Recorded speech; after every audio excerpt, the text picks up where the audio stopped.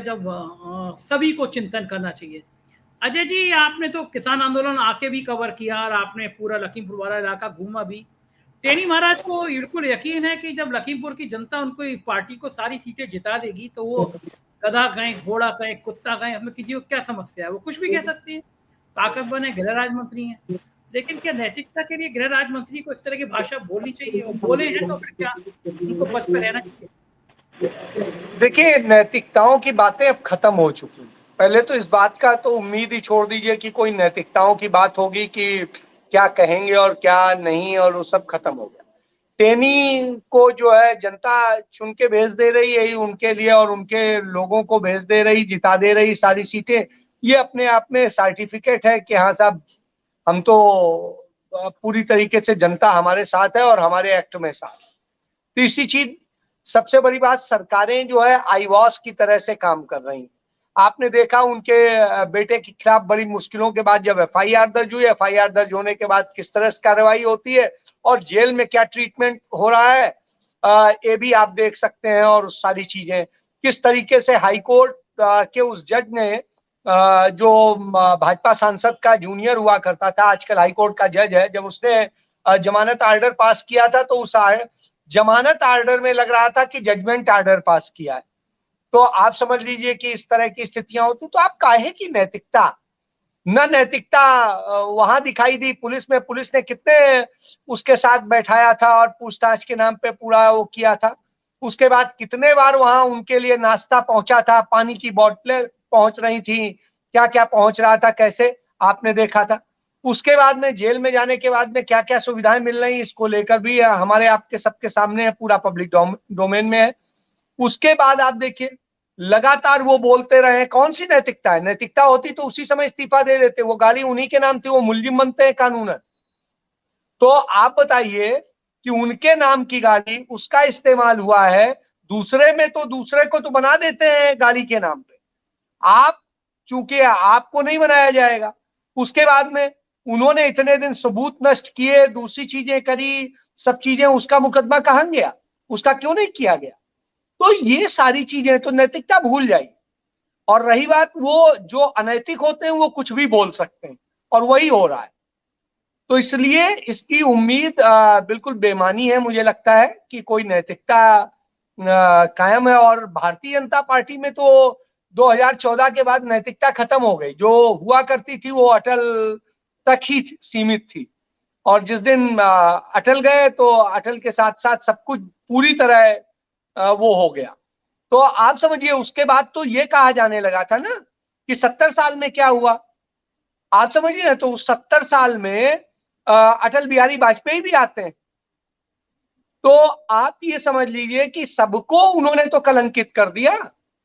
तो जब सबको कलंकित करने वाले लोग हों तो फिर उनसे कोई उम्मीद रखना और कहना बिल्कुल बेमानी है। और मुझे लगता है, और टेनी जैसे को, जो खुद एक अपराधी है, जिसके खिलाफ आज भी हाई कोर्ट में मामला पेंडिंग है, उसको लेके उन्होंने याचिका दाखिल की है कि हमारा वो केस उस जगह से दूसरी कोर्ट में ट्रांसफर कर दिया जाए और सारी चीजें। तो ये सामने है, तो इसमें कहीं कोई वो नहीं है। और मुझे नहीं लगता है नैतिकता होती तो एक तरफ तो बिहार के कानून मंत्री को लेकर सवाल उठा रहे हैं, जिस मामले में उनके पुलिस ने जो है क्लोजर रिपोर्ट फाइल करने की बना के भेजी हुई है। तो आप ये समझिए कि जिस मामले में उनको वो हुआ था, वारंट हुआ था, उस मामले में ऑलरेडी जिसपे खत्म होने की प्रक्रिया चल रही है, उसकी ये हालत। और यहाँ तो कोर्ट में है सारी चीज, चार्जशीट है, सब कुछ है, सारी चीजें। उसके बाद ये स्थिति है। तो उसके बाद मंत्री नहीं है, देश के गृह राज्य मंत्री हैं, और उनके पास पुलिस महकमा है, तो सारे आईपीएस अफसर उन्हीं के अंडर आते हैं। तो आप समझ सकते हैं। और जितने जजेज बनते हैं उनकी जो एनओसी जाती है पूरी जांच के बाद में, वो भी उन्हीं के डिपार्टमेंट से जाती है इत्तेफाक से।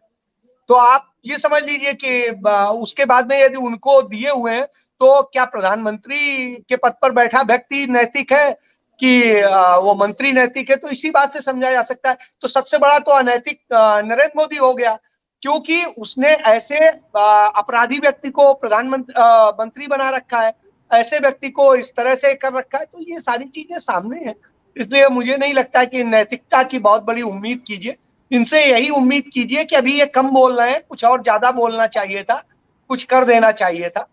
तो ये है, चलिए देखिएगा अभी और कुछ होता है। अनुपम जी, क्या आप स्वीकार करते हैं कि किसी अपराधी को तो कम से कम देश का गृह राज्य मंत्री नहीं होना चाहिए? आपको वो सीन याद होगा जब प्रधानमंत्री जी ने संसद की चौखट चूम के कहा था कि मैं इस पवित्र मंदिर से 6 महीने के अंदर फास्ट ट्रैक कोर्ट बना के सभी जितने सांसद हैं उनके मुकदमों का फैसला करा दूंगा। लेकिन 7 सालों में 6 सालों में कुछ नहीं हुआ। और जो गृह राज्य मंत्री है उनका बेटा 1 साल से जेल में है, उनके इलाके में किसानों की हत्या का आरोपी। भले ही वो अदालत में मुकदमा हो, लेकिन नैतिक रूप से अगर व्यक्ति देश का गृह राज्य मंत्री होता है तो नैतिकता के नाते भी सवाल खड़े होते हैं। और क्या मानते हैं जिस पे हत्या का मुकदमा चल रहा हो, कम से कम उसे गृह राज्य मंत्री तो नहीं होना चाहिए?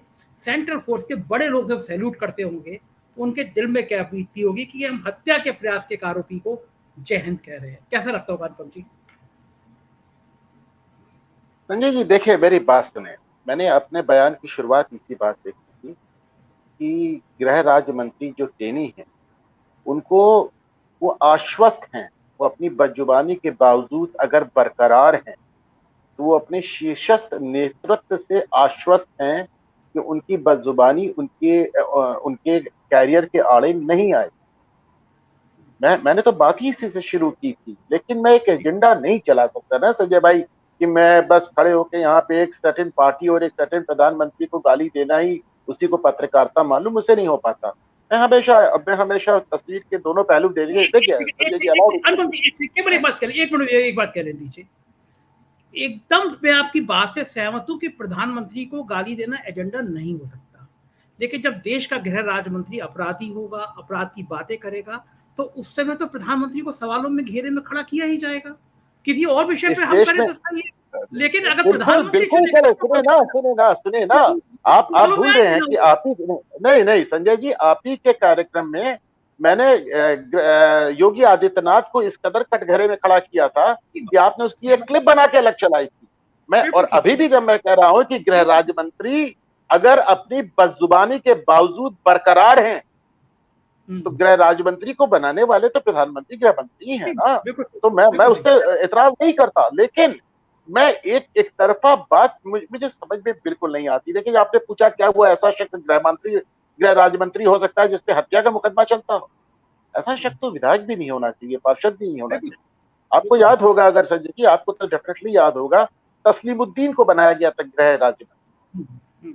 मुझे याद नहीं है उस समय प्रधानमंत्री कौन थे, और उसको लेके बहुत ज्यादा बवाल हुआ था और फाइनली तस्लीमुद्दीन को इस्तीफा देना पड़ा था क्योंकि उनके खिलाफ भी बहुत ढेर सारे मुकदमे थे।